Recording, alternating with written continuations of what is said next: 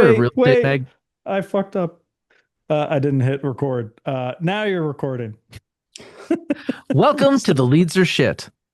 This is a real estate magazine podcast, and we've got the owner of Real Estate Magazine, Andrew Foliato, with us. And he's also the founder of Just Sell Homes, which is a real estate marketing company so that real estate agents can just sell homes.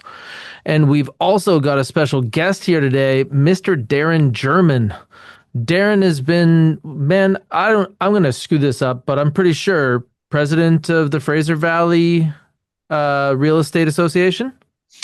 Yeah, back I'm getting one of those old guys now, man. It was almost so long ago. Back in 2019, I escaped the COVID years just before it came in, but yeah, about 5, 6 years ago now.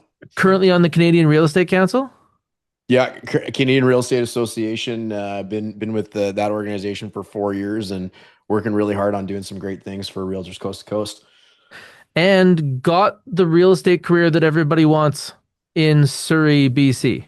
Somebody who's sold a lot of real estate and had a lot of lifestyle.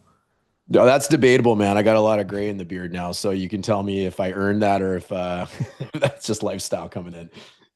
Yeah, well, that's kind of how it goes, where you don't feel different as time goes on, but your friends look older. And I've been your friend for a long time. And for those people that are just tuning in here, my name is Taylor Hack, and I run a real estate team in Edmonton, Alberta, Canada. And I get around. I'm like the kind of Forrest Gump of real estate and business. And that's where I met you. That's right. Yeah, a long time ago now. It's been many, many years, and we've had some great hangouts, and we got to do some really cool things. We've been in sessions across North America together, and presenters across North America, and it's been quite a ride. Got to feel pretty special getting to fly near both of you here. I want to go to a moment in time specifically. So you and I were sharing a room at the craziest ranch I've ever been to. The one of the coolest experiences ever. Yeah. Right. So we were just outside Kelowna at a place that you had to basically like climb a goat path. It was Is that pretty. what you had to do? It was pretty close. It was. I want to say it was probably about 2 hours out of Kamloops for anybody that knows British Columbia well, and it was not an easy drive, but it was very much worth it. An incredible experience. We kind of probably not politically correct to say, but it kind of felt like camping for rich people. It was this wicked, just kind of Like cottagey. glamping. Yeah, it Kind wasn't of, but camping. I don't know how many cabins you've been to that have an airstrip. Yeah, an And to think airstrip. about the goat path you had to go on to get to the top of this thing, in 2018, it was flat out surprising to see Tesla chargers. Like where the hell were we? You know? Yeah, it And this was. place was gorgeous with like it was a ranch with like 50 horses and 200 head of cattle and bears.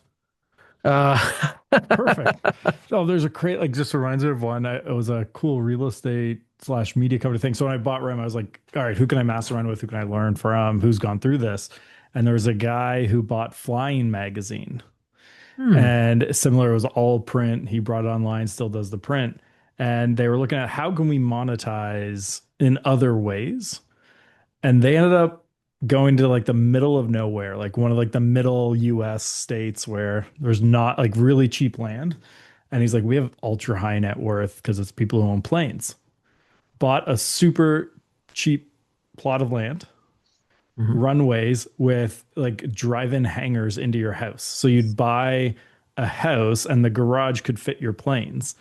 And so like you'd literally land and then just bring your plane right into your house. And like the houses were designed so it would like show off the garage with like these big glass between the house and the hangar. But I'd never thought because he's like their math was we can exponentially change the value of the land because of our audience that no one else could do.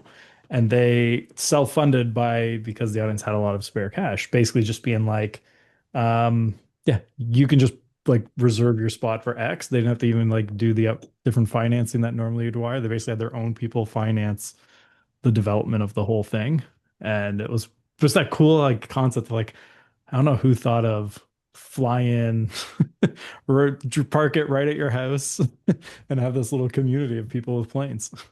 Well, the And foresight in that is absolutely incredible. Yeah. And this place was kind of like that. We didn't know what we were showing up to. When we signed up for it, we thought, hey, a little bit expensive, but let's go have an adventure. We got a lot of our good friends there from across Canada, all just powerhouses of Canadian real estate. And we showed up, and as Taylor mentioned, there's private airstrip. There's a professional chef who's making us dinner every night, and Taylor and I got all these photos of horseback riding in the backcountry and trying to avoid rattlesnakes and whatnot. It was unreal. It was unreal. yeah, there might have been firearms. Somebody didn't read the memo and thought you could easily drive there in a Porsche 911. In fact, there were two of us in those types of cars, I do know the and story. that was its own adventure, right? So definitely been over 200 kilometers an hour on the Coca-Cola, and surprisingly was able to rally car a 911 up there and even test the skid pad. I mean, airstrip. Yeah, it had an airstrip. Yeah, it was a good time. Taylor looks over at me. I'm sitting in his car, so we're racing Porsches down this airstrip, and he goes, "Have you ever drifted before?" And I've never driven with Taylor in my life, and I'm like, A, no, B, not prepared to today. Thank you. And he did it Uh, anyway, but it was great. hey, man, fun is fun. It was Uh, fun. Now we have a community here too, and there is actually a community in our comments, and we really appreciate people like Colby from Salmon Arm and Ron Clark's back from Vancouver. We got Tracy from Cochrane and Leanne from Kinnessee Lakes, Saskatchewan. The lakes in Saskatchewan are amazing.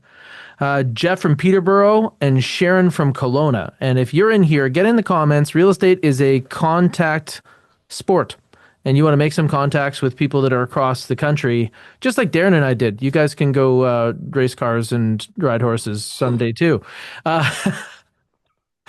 Uh, so we do have an online audience, and if you're watching this or hearing this afterwards, know that you can come and join us where you can pepper in some questions or make fun of my mustache. There's a few things that you can do while you're here. But Darin, you and I have talked about so many things related to sales and marketing because we were buddied up. We were on the Masters Advisory Council for Richard Robbins. So we ended up having these concepts that we would test with each other. And I remember working on landing pages with you and working on other things in your past. But tell me a little bit about it now. Like now I see a lot more short form video from you. Yeah, well, anything good with marketing comes with consistency and really testing. Marketing is testing. And I think a lot of people really fail to understand both the testing piece and the consistency piece about it. And when I was new in real estate, I had this kind of mindset. And Andrew, I mean, you're the pro at this, where you don't just put something out to the world and you've done your job for the day. There's so much more to it than that. And really putting something out there and seeing how your audience responds to it. Lots of things work, but even more things don't work. They're not received. They're not maybe going out and seeing the light of day that they deserve. That's one big piece of marketing that people I think really fall down on as well, is sending out 500 messages and expecting a return versus sending out 50,000 is a much different thing. And it's just this evolving journey that you've got to keep pressing play on and showing up for and experimenting to eventually, ideally, figure out what works and what doesn't work and spend your money on what does work. That critical mass component's really important because there's some people that get into some activities not knowing what critical mass needs to be in order for it to be effective. Like I think that there's almost I bet you that it's almost like a rite of passage for agents to buy bus benches. And if they don't really understand the strategy they're associated with, then they just kind of, I guess, do it to see their face somewhere. Just throw You shit know? out. Just gonna throw it against the wall and hope something sticks. Yeah, well, Yeah. this is amazing if it's part of a strategy that has people in your desired community see your face 4 or 5 times a day, right? Like that's amazing. But if that's your only marketing effort, I don't know if you very likely could use the money in a better way. Yeah, well, you're right, and it's there, when it comes to marketing, I kind of think of it in terms of farming and hunting, and they're two very different things. Hunting is going out, and I need to be proactive and do something to be able to eat today. Whereas farming is I'm going to create this world where eventually I don't have to do that hamster wheel of marketing, but things are going to come back to me in time. And maybe they're not always guaranteed, but I might not get a lead this week, but over the course of a month or a year, I'm going to have a predictable return on that investment. And both are okay. You can do either one. It just depends on how much money you want to spend, how much time you want to invest, the type of lifestyle and business that you want to create, the type of clients you want to attract. All of that's completely fine, and there's different strokes for different folks, sort of thing. But when people are going out there, and a lot of people like the idea of farming, because, and I'm not talking about like real estate farming as we normally talk about it, but like farming type activities, but they don't have the scale to make it work quickly. And they fail to do that hunting part of the business, which is generating business through ads or marketing or getting out and doing some of the old school stuff that we all got taught when we got our real estate licenses, like picking up the phone and cold calling or door knocking or open houses, whatever that might be. So really differentiating what you want to do and how to build your business. And sometimes you need combinations of both, depending on how quickly or big you want to grow. Well, when we tap into your business now, you've actually been through a few different cycles. So you've been through hot markets, you've been through markets that seem to be like just a steady rise, and you've now been through a market that's considered to be a very rough market. Now, with farming, they always talk about crop rotation. Like, hey, you want to have a variety of crops because these ones will produce at the high tide and the low tide, right? What I found is when I was going into a hot market, my database had been taken care of so well that it was almost overwhelming, the response from our database, right?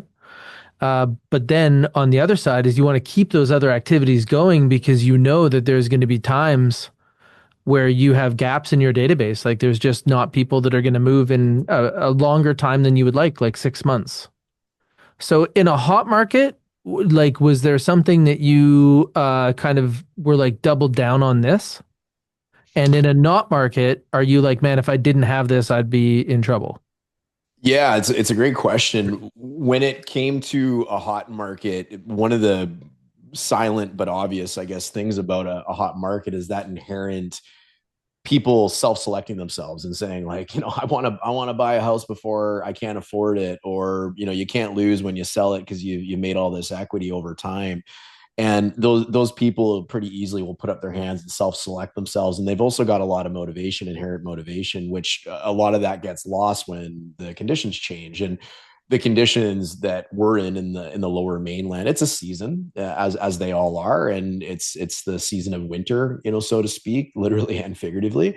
And that just brings up different people. So it's not so much of that self-selection. If you run your business, as an example, your example of doing things through your database, incredibly important way to build a business as a real estate professional. The number one, if you don't want to have to go out and pick up the phone and cold call every day, or go door knock every day, or do open houses every weekend, the database is your first pathway to get away from that and really build a sustainable business that supports your lifestyle and something you're going to live. In lieu of not doing that, though, you do need to go out hunting. And when we get into a market where it's more winter and you don't have those self-selecting people, you need to be a lot more aggressive in trying to get out there and be heard and share your message with the world and identify with those people, almost like a dog whistle of, I can help you with your problem. But you got to put yourself out there, and you got to put yourself in the position to have those conversations. And simply relying on your database, it's not going to do anything. But sorry, it's not that it's not going to do anything. That's not true. The database is still going to be good. But here's a fascinating thing that we've always been taught, Taylor. The If you really want to double your business every 3 years, you need to grow your business at a rate of 26%, right?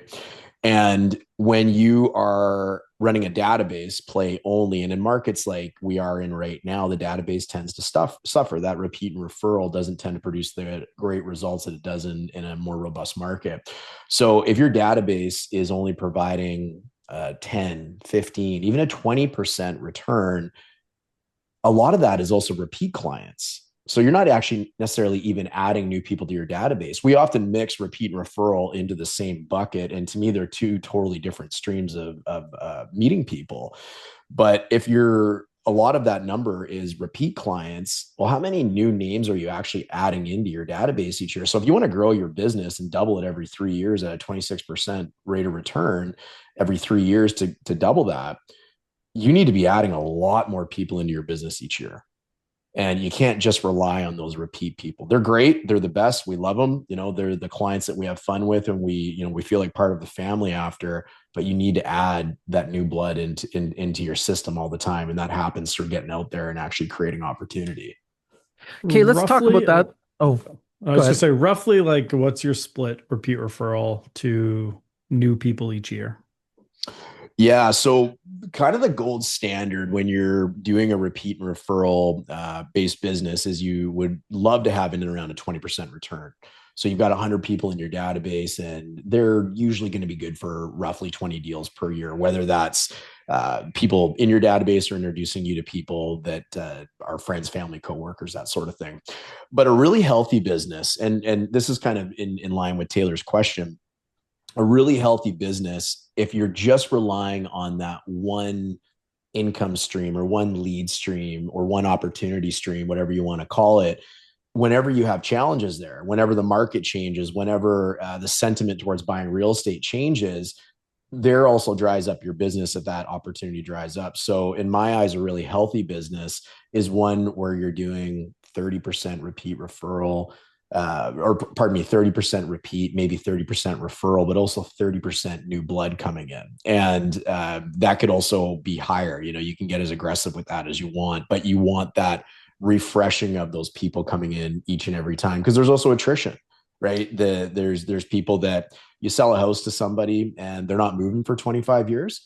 Great. Hey, you did your job and you found them an amazing house and property. And that's great. We want people to last in their homes. That repeat ability to have those people in your business, no, unless you're planning on being there for another 25 years, that somewhat has dried up. So unless you're adding, again, more people into that system, you need to keep feeding it to be able to keep getting the returns out of it. And I'd like, is that roughly where you are, like in that 60-40, 70-30 range? I wouldn't say I wasn't, because we've all talked about, and the people listening to this too, they can identify with this, is we've all been in that phase of our career where we're the secret agent, right? Yeah. And the example that I always use when I'm coaching realtors is, you plumber, you can be the best plumber in the world, know everything about plumber, everything by the book. We've all got those realtors in our office who are the unspoken managing brokers. They know absolutely everything and they're just incredible at what they do. Where they fall down is the ability to generate opportunity. And I've been guilty of that in the past, where I was largely repeat and referral without having any other kind of opportunity streams. And that was a real wake up call, especially when the market started shifting. I've been blessed being in the Fraser Valley. I'm based out of Surrey. Surrey's the little brother of Vancouver. So all the people from Vancouver look at us and go, hey, everything's on sale out there. I'm coming out there to go buy a house. And I don't care if I pay full price for it, because I'm still buying at a 20% discount or 30% discount, or maybe even more from what I am in Vancouver. And that was easy. It made it easy there. Again, it was, people were self-motivated to come out here. But as the market has changed and buying real estate, for better or for worse, the people that want to transact have decided to sit on the sidelines. You have to have those other streams of adding people into your business, because if you are running a 20% repeat referral and it dips down to 5%, 10%, whatever that is, that's either going to make for a really tough year for you, or you got to get up, then you got to go generate those opportunities to continue growing your business. And that's part of what we're seeing now. And when you take a look at, based on maybe transactions that you've done in the last year, what do you think that your primary outreach conversion has been? Have they been coming in on property or something else? If you're leaning towards like sign calls, is that where you're kind of going? Like converting? It could be anywhere that it's outside of your database. So it's not, so nurture inside your database, outreach is all the activities that we do, because I always look at it like deals are either sourced through relationships or activities. One of the Yeah. two, right? And you were talking about how expanding. So is there something that you're like, yep, this one is hitting? It has deals associated with it. Yeah, absolutely. So for years, I have been just a phone machine. And you sales, you had said earlier, sales is a contact sport. Real estate is a contact sport. It's a relationship sport.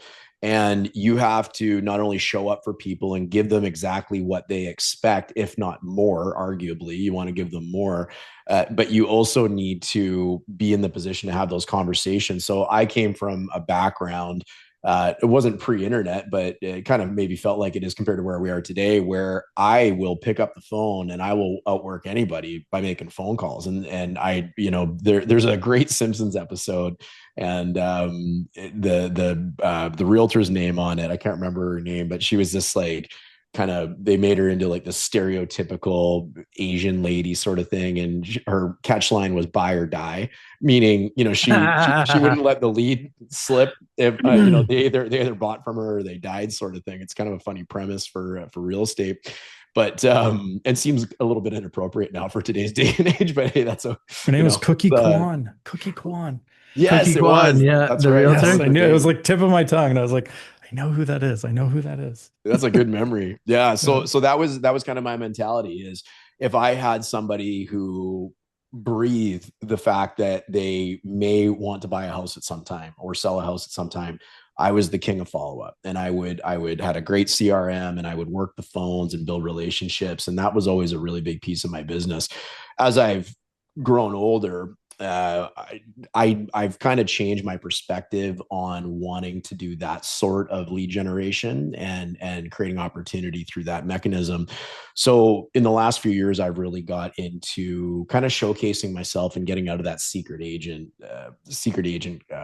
kind of mentality anyways, and really trying to put myself out to the community and being a value to the community. And there's a million different ways of doing that, but what I've really kind of explored is doing that through video, doing that through really great community information for people, doing that with short form community information for people, and sprinkling a little bit of real estate on top of that. So becoming the community expert, the person that people think of when they think of a community. And what was been really neat about that is you get all sorts of people. You get people who say, wow, you really seem to be the Edmonton expert, Taylor, and you're all over the place and I can't get away from you. And Sherwood Park better than absolutely anybody that I've seen out there. And that's who I need. I need that local expertise. I need to know all about the schools. I need to know what the crime rates are in the various neighborhoods. I need to know somebody who's familiar with the construction in that neighborhood. And when you become an area expert like that, it's amazing, because it's like a dog whistle for people in terms of marketing. Those that don't know what I mean is, a dog whistle is like, if I shout, hey, Andrew in the blue shirt with the headphones on, that's going to get Andrew's attention because he knows I'm literally speaking right to him. So when you put your information out there, these people start putting their hands up, and you get people from other provinces and within our community and from across North America and the world, quite frankly. You get phone calls from all over the place because you're showing up in a different medium where they're loving what you're giving them. They find it super valuable, and you're also now coming top of mind when they're thinking about doing something. Okay, I want to talk about the how here. So when you're making video content, there's like some kind of phases. So the phases are generating ideas. Where do you get your ideas? Is this something that you do on the fly, or do you have do you sit down and think about it? It can be both. So there's a million and one ways to kind of look at how you can generate ideas. And if you really think of the avatar of the person that you're trying to attract, that is always helpful in deciding on what sort of content you want to create. So as a real estate professional, you could create content on the home buying process, on stratas, on selling. Yeah, but what's that for you? So let's talk about your ideal client. So you're going to say start with who? So I know how to recognize mine and even where to go to find them. And I know you do too. Yeah. So I want people who want to be in my community. And that can be people that are selling in the community, want to stay within the community. They want to take advantage of the audience that I've created, or they want the expertise in knowing about the community and the type of home that they might be able to buy, and all the pros and cons that go with a particular home in a particular area. They're So also a demographic though, right? Like, would you consider are these people defined as families with kids? not always. And you can, when you know your avatar clearly, you can decide on that and create videos around things that people with kids would find valuable. As an example, I have kind of taken mine as an umbrella of, I want to be the community expert first. And then I will pick and choose different, you could almost do like video series on what type of person can I help with this video series. So as an example, downsizers, what are the sorts of things downsizers are interested in?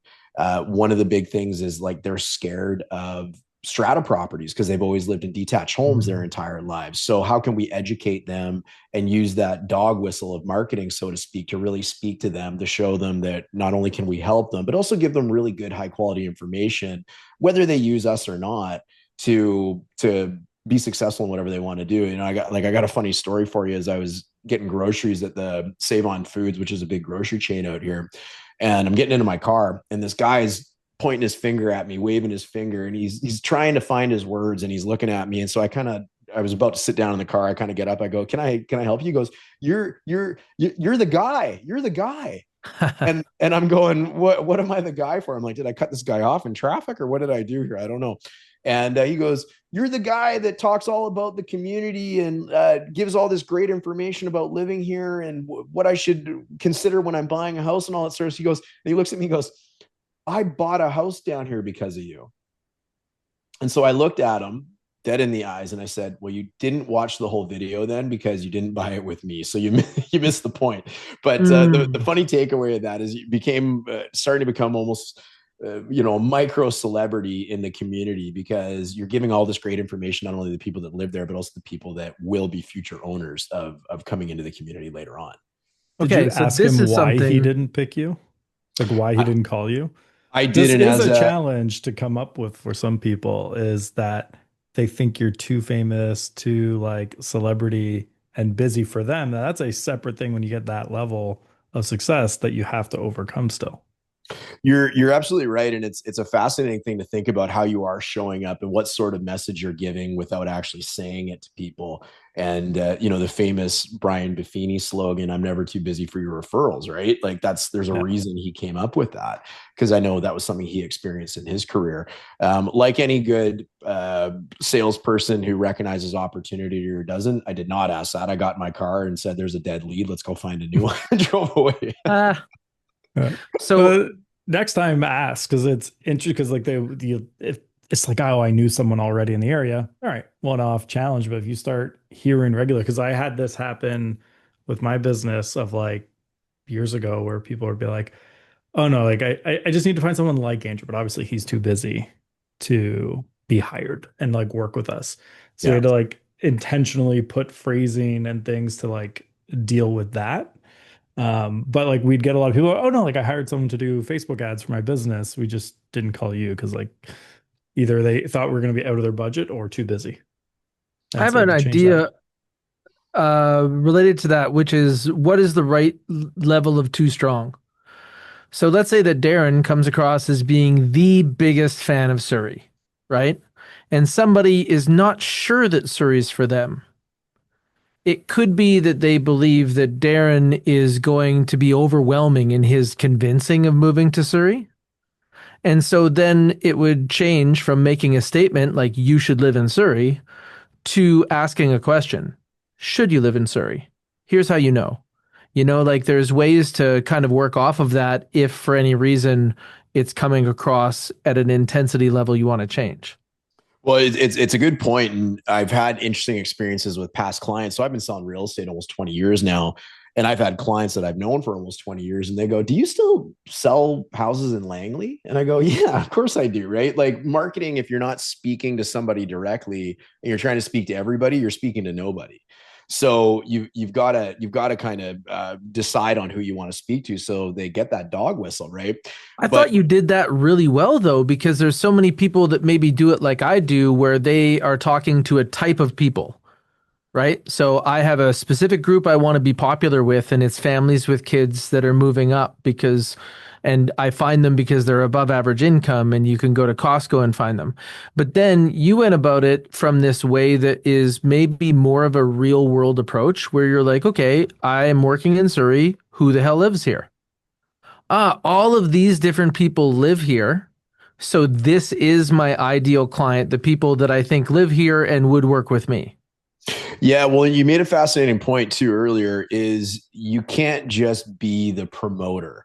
You've got to, people want to know that when they watch your content and they're potentially going to reach out to you, that you're going to share with them the good and the ugly about what's going on. And interestingly enough, but maybe not surprising to anybody, the negative content is the stuff that just absolutely takes off, right? Like you put anything out there that's negative and it gets 4 times the clicks of anything positive.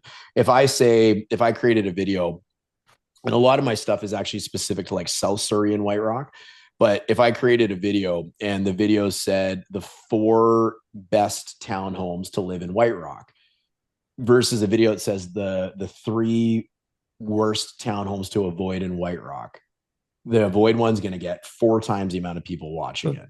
It's just fascinating. I was talking to a guy, his name's Aditya Soma in Windsor, and he does YouTube and he does a lot of business, like hundreds of deals a year from his YouTube. And I was he was saying similar, but he framed it differently. He'd be like, his most popular video for a long time was the 5 worst neighborhoods in Windsor. Yeah.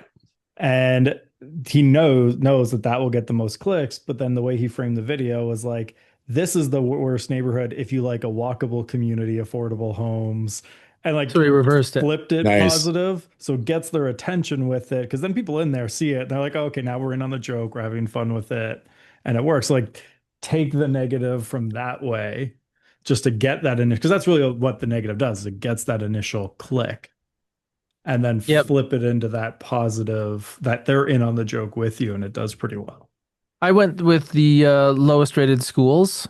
Yeah. That was an incredibly popular video, and it did not make me popular. It made me a little nefarious among some school teachers and so on. But it's all how you handle the objections. So for the people that did call me, I was letting them know this was like part of a research project, because I definitely do want to see what we can do for better tools related to schools.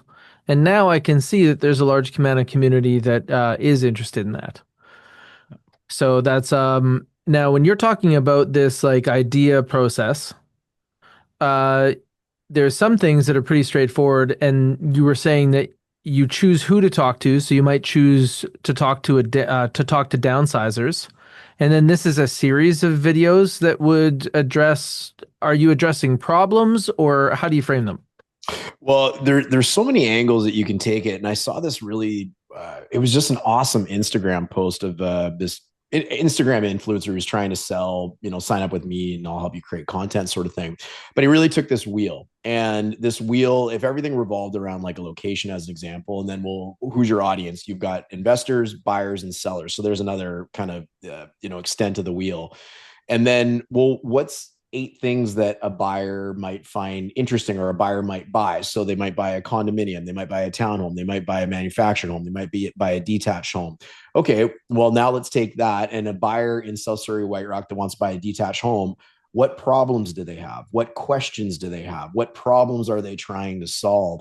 And when you start kind of expanding the spokes on that wheel, you have an infinite amount of content, and to the point where you get to a point where if you ever start feeling like you're running out of content, well, the last time you did a topic was probably 2.5 years ago, and you can revisit it with new footage, because that video, sometimes they go to YouTube jail to just go die, and that's okay. But the content never stopped being good. So let's recreate it, or let's stitch it together, or do an improvement on it, because you want to show up in every video. You're not there to impress the audience that's already subscribed. You're there to continuously get people into your world. So bringing in more people, because if I'm watching a video on relocating to Sherwood Park, I might not be doing that today. I might be doing that 6 months from now, but there might be somebody doing that today. But if I'm showing up in your algorithm on Instagram or YouTube or whatever platform people are using, and this isn't specific to YouTube, it can be anything. We're running a huge Instagram play right now as well, which our followers have just completely blown up just by following a very similar strategy, but more focused on short form content. You're going to get it's kind of like that farming, but you're also doing a little bit of the hunting. They've got people who have immediate needs that they need to solve that problem right now, but you've also got people, and my calendar is full with people coming to the neighborhood throughout the course of this year that want to sit down, get assistance, helping to buy a house in the neighborhood. Okay, so then is in your process, is there things that are like withdrawals and deposits? So I know that sometimes, or for example, newspapers exchanged kind of, they used to think, I think this is a myth actually, but notable events, weather, and sports were kind of what they were providing, and the exchange was based on the amount you paid plus they got advertising, right? So in that like jab, jab, jab, hook kind of Gary V method, do you do things like food reviews or anything else like that? And then you talk about these issues as part of you basically taking a withdrawal? I do. Yeah. People are showing up for the particular thing that I've created to get really good community information and to navigate whatever they're looking for. So if it was a condominium, how do they navigate that process in this neighborhood to the best way possible? And what do they avoid? And then that sprinkling of that, that throwing the right hook in after the three jabs sort of thing is, well, maybe there's a video on how to research stratas better, or the things that most people get wrong, or there's a million different ways that you can kind of skin that. But that's kind of sprinkling in the real estate content to show, like, not only am I a community expert, but I'm also a real pro at what I do. And so people are showing up to get that good community information, but then they can't help but stumble upon that sprinkling of real estate where they go, well, this guy's got it all. Not only is he an area pro, but he also knows exactly what he's talking about. And that's who I want when I'm going to buy my most valuable asset. Yeah, because now as an agent that's been around for 20 years and has the accomplishments that you have, you really want people that are searching for professionals, and for people that can close that group like you can, it's great because they also defer to professionals. They have lawyers, they have other people in their life that they're like, you're good at this, you do your thing.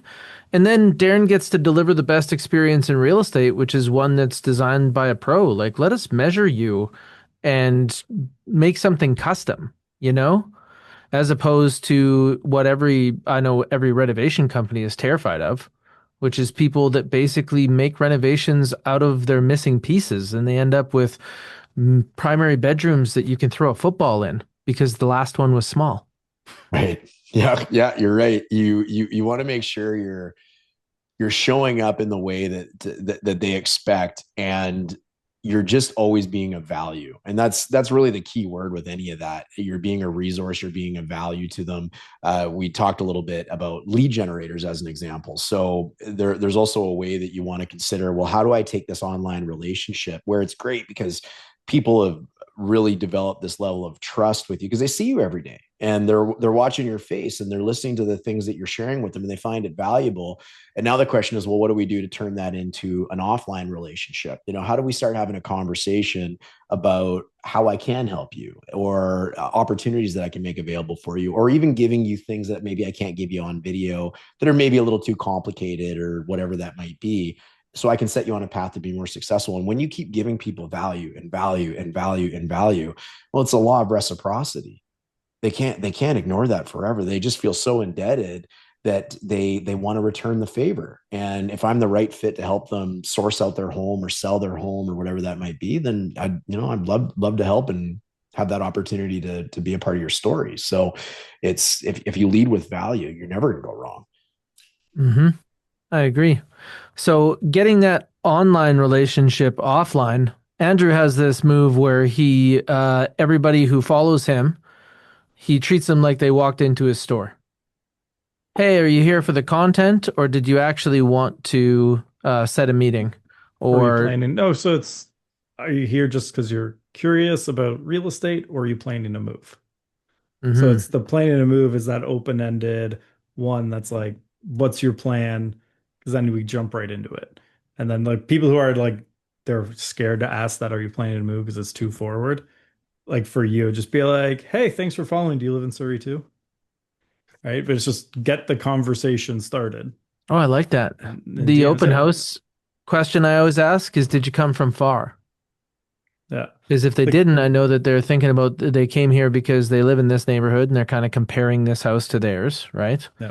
Whereas if they travel to be here, it's because this is of interest or this Yeah. area is of interest. Yeah. Yeah. Simple. That's smart. And how you show up in that is important. And like Andrew, what I like about your question is it's disarming. Nobody wants to be sold. Nobody wants to engage in a relationship where they feel like there's something someone's trying to take out of them. And when you're curious and recognizing that I might not be able to help you, so let's ask some questions. Let's see if I can help you.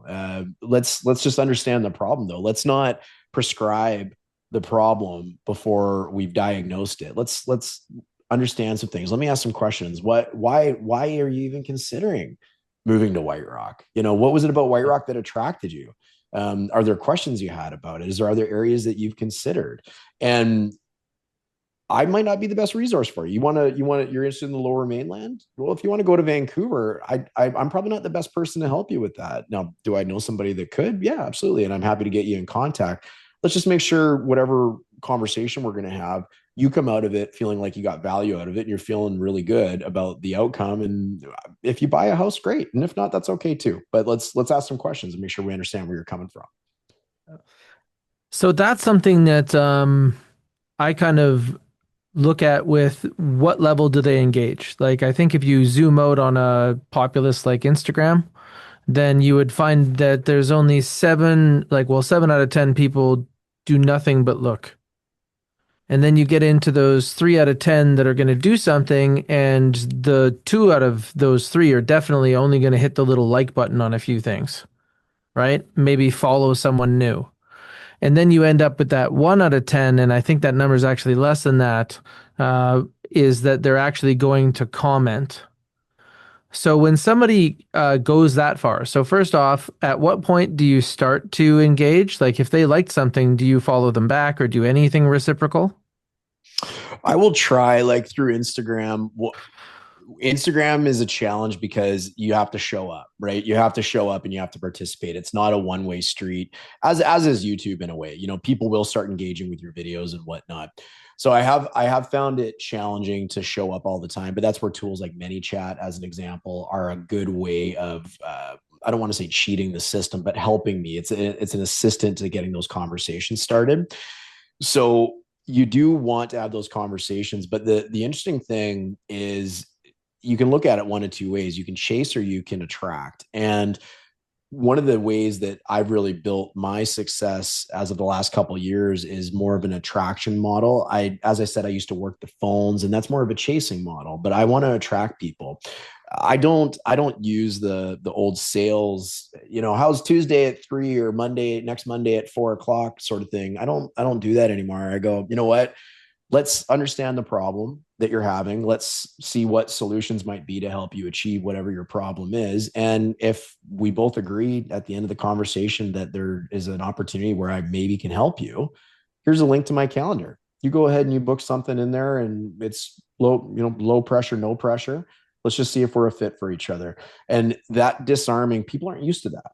People are used to feeling maybe a little pressure, feel like they're going to be sold. They're naturally hesitant to who they engage with because it's a big thing. And they maybe don't like the idea that the only way that, or typically one of the ways that we get compensated is upon success. That's kind of a weird model, right? Like, there's many models that a real estate agent can be paid upon, but getting paid upon success. So you're going to do all this work and it relies on me actually making a really big decision of my life.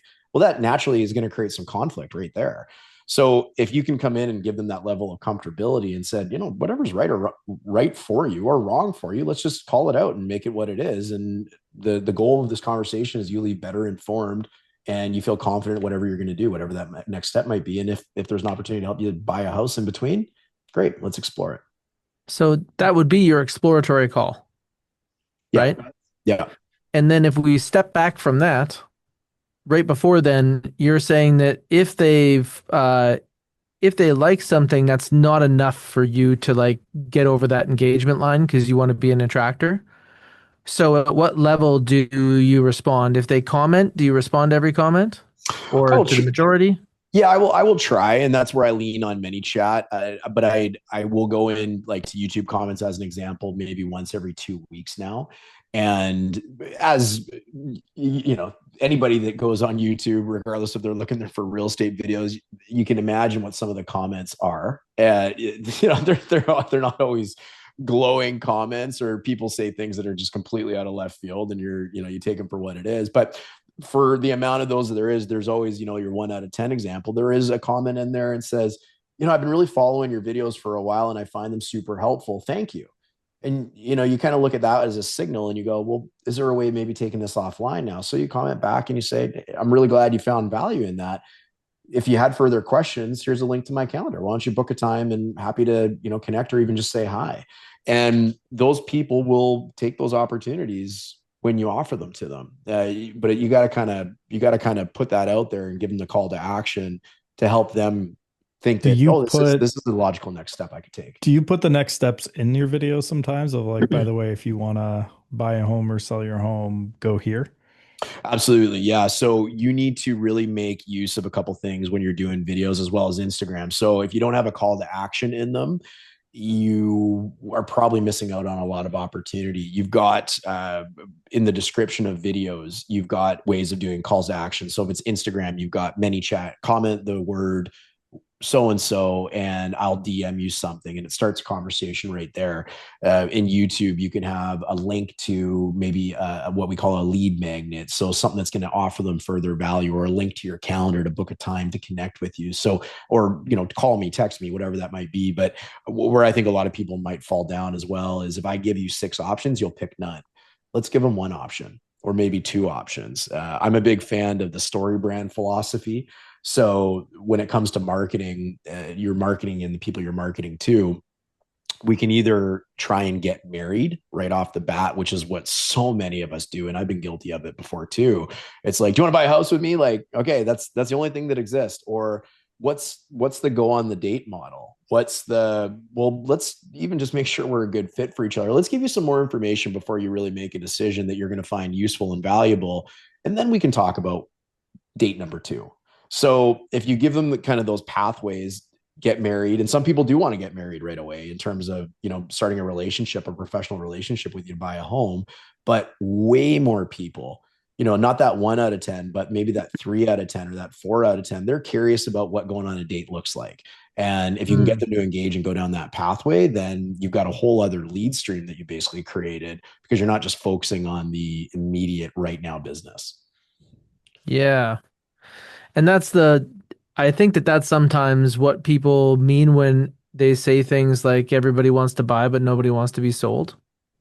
Like they really want to ease into this process. And that also might make it easier for somebody to be like, oh, okay, he's going to tell me about Surrey, but he's not going to be like, grab me and be like, you need to get to Surrey.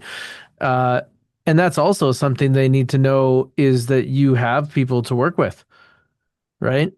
And so you're inviting people that fit this to work with you.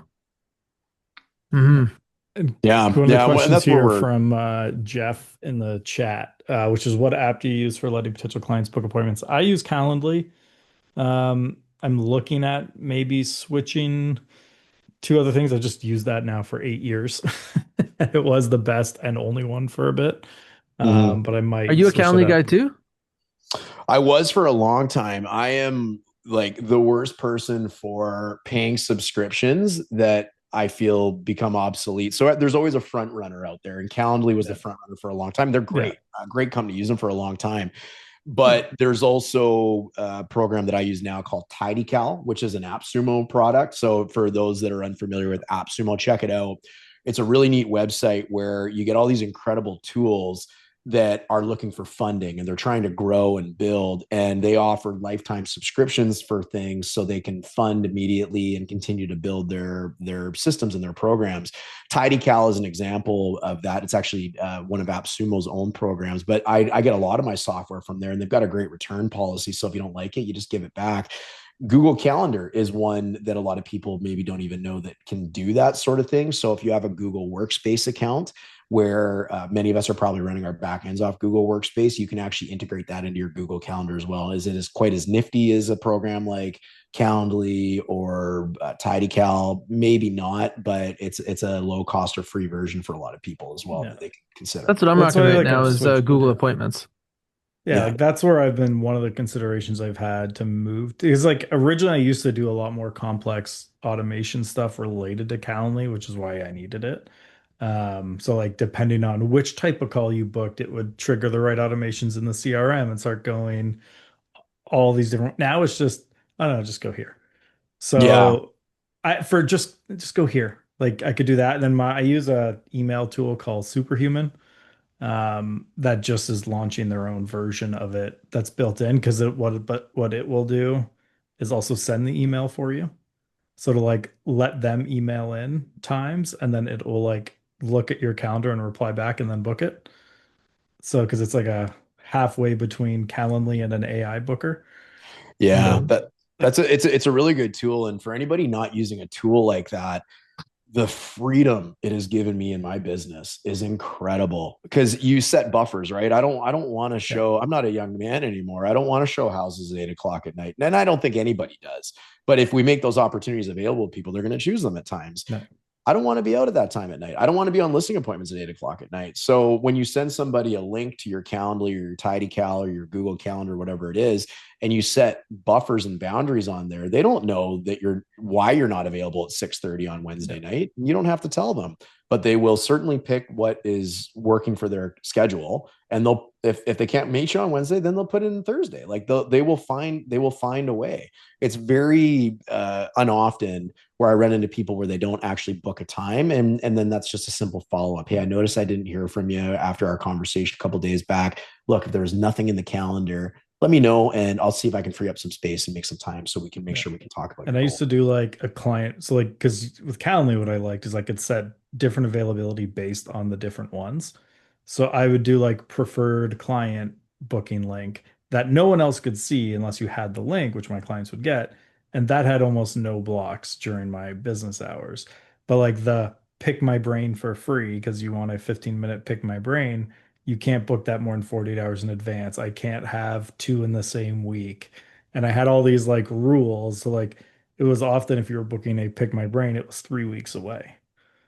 And Yeah, it's so it worked. valuable, and having buffers as well. You don't want to be in an Yeah. appointment and have another appointment right after, especially if it's something that maybe takes some digesting or follow up, or some actions that you have to take after your meeting if you're Yeah. onboarding a new client. So you can say, well, I don't want anybody to be able to get in my calendar within an hour of this wrapping up, Yeah. and it's just it keeps you not only so organized, but it actually helped me create a business that I love, because I'm not working all the evenings and weekends anymore. And do I still have to work on Saturdays? Yeah, I do sometimes, and that's okay. Like, you're not going to get away, or actually, that's not even true. You can decide how you want to grow and run your business. Anybody can, but I still want to be available on weekends for those high value activities. But a pick my brain call on a Saturday, no, I'm going to hang out with my kids. Like, so we'll do a listing appointment on a Saturday all day long, but it really depends on what type of appointment it is. Man, that's so good because like importance is a contrast. If everything's important, nothing's important. And for those agents that are less established, it must feel great to see a really established agent show calendar restrictions because availability is your primary ability. Many new agents could not compete with Darin on deal knowledge or market knowledge or neighborhood knowledge or house knowledge. So when you take a look at that group that really needs to show houses at 8 o'clock, Darren's saying you can kind of have them. So use your Yeah. abilities. I was Just play around the other players. talking about this with someone recently, which is like early in the career, you say yes to everything to get established, to grow. And then as you grow, you have to say no to everything to grow. because now you've kind of locked in what works and everything else becomes distractions. Yeah, we were talking about hanging out in San Francisco, and Taylor and I are both really into UFC, and Andrew, I don't know if you like it as well, but I always kind of compared my career to George St. Pierre, and I don't want to go down a rabbit hole here, but he had a lot of good habits right off the bat that he really worked on and honed in on and whatnot. And I think we've all been really fortunate to build those good habits and not have that limiting mindset to say, well, I have to do this because I'm new. I've worked the amount of Sundays I've worked in 18 years, I could count on two hands. Because I've set boundaries, because I want to know what's important. I had a great coach one time. Well, I won't maybe report it verbatim what he said, but he goes, the only people that want to look at properties on Sundays are, and the word started with an A. So I won't continue on there because I don't know what this podcast is rated. I mean, the name of our podcast is The Leads Are Shit. So if you want to, yeah, buddy, let it rip. It's right there. There you go. Let it rip. So whether and not to not to discount people that want to work on Sundays. It's a joke, obviously, but you can control your business and you can choose where you want to show up, right? So if you don't want to, it's also who you work with. Like I sold Toyota and Lexus cars, and I can tell you that people that buy Toyotas, they shop in the evenings and weekends. And that people buy Lexus show up in the middle of the day because this is business to them. And they normally have more control of their schedule. Yeah. So it was a very different group. So it also depends on where you work in the marketplace. Like working with families and kids, well, evenings and weekends is your jam. But then what Darin was saying is that he has to basically say that unplanned time, idle time with my family is worth this much. Only things worth more than this to providing that experience get to jump in this. And it isn't these non-revenue generating activities. Yeah. Well, same with like speaking, right? Like I've talked about this before. Like my speaking fee is actually set on how long away from the family does this take me. And that's the fee. And I don't even hide that. I used to not say that and then just be like, here's the fee for this event. Now I'm like, oh, that's 2 nights away from the kids. So here's my fee. Yeah. Well, it's one of the benefits of being around for a little while too, because we start to see a little bit of a different perspective, right? And I'm sure lots of people listening have families, and their families are their most important thing to them. But you do start to see things a little bit from a perspective change and say, I don't want to chase everything that's out there. Not every client is for me. I want to feel good about working with people that want to work with me. I don't want to try and fit that square peg in a round hole sort of thing.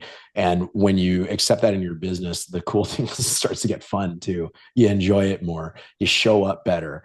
You're excited about the people you're interacting with. And then you're building this business that you never want to retire from because you just love it so much and you're helping people. And I mean, we're blessed in this industry that we become part of people's families, basically, because we're so ingrained with them. Like, that feeling when somebody buys a home and then you stop having those two a day phone calls and you're like, did we break up? Like, I feel like I did something wrong. Right. And people grow apart after the transaction's over. And, but we're so blessed and fortunate to be able to have that experience with people and be a big part of their stories.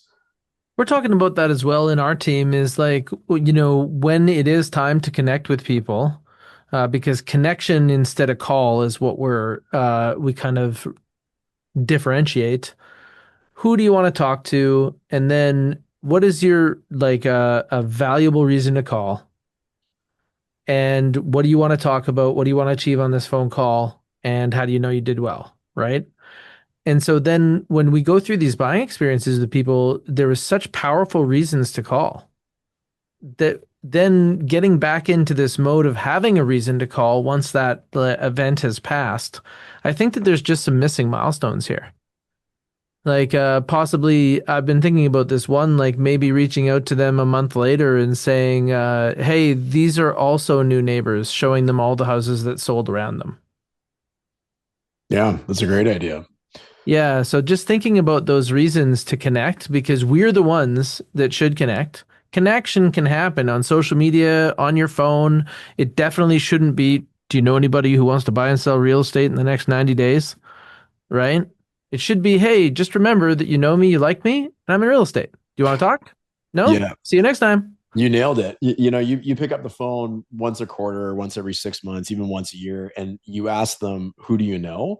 that's when they stop answering your phone call. You pick up the phone and you say, "Hey, Taylor, I created this really cool list of all the municipal and provincial and federal incentives for people that either own homes or are looking to buy a home. And I don't know if you've considered maybe installing an EV charger. There's a bunch of cool stuff on here. I wasn't sure if that'd be a value to you. I didn't want to just send you an email. Would you be interested in that?" They go, "Holy shit." That's Now, great. what did I just do to my status? I'm not there trying to sell their house. I'm trying to be of value to these people. I'm there trying to help them save money, improve their lives, whatever that may be. And they're hanging up going, "He didn't have to do that. He's a busy guy. His time is worth money. He's got stuff to do. And he thought of me and he picked up the phone and called me." Wow. I just put a little bit of, little coin in the piggy bank of trust, and that relationship's important to me, and I'll do that every time and show up in the same way. Mm-hmm. Yeah, that's a huge one. I'm stealing that one. That's okay. I've taught that one. Making notes. Yeah, it's okay. It's all good. Okay, it's 1 o'clock my time. That means it's noon Darren's time, and 3 p.m. over there. Yep. Yeah, yeah. So we got all the way across Canada here on this podcast, but it is over. And what I mean by that is that there's some cool kids that are in the Zoom that are going to hang out and get exclusive questions. We're also going to give them cookies. No, we're not. But you could be here next time if you go to Real Estate Magazine's website. There's many ways to find ways to get into this Zoom so you can interact with some of our upcoming guests. Darin, you're awesome. If somebody wanted to find you, there's probably pretty easy, but where do you actually hang out less than once every 2 weeks on YouTube? Oh my gosh, you Or can't more get than away. that? You can't get away from me on the internet now. But if you can find me on YouTube, our channel is called Living in Surrey and White Rock. You can find me on Instagram under the German Group at the German Group, or you can find me online at german.ca, germyn.ca. I always say my ancestors weren't creative. They just took the name of a country and changed the A to a Y. So there you go. Nice. And that's super awesome. So we're taking you guys to the after show. And the rest of you, we're going to see you next Thursday.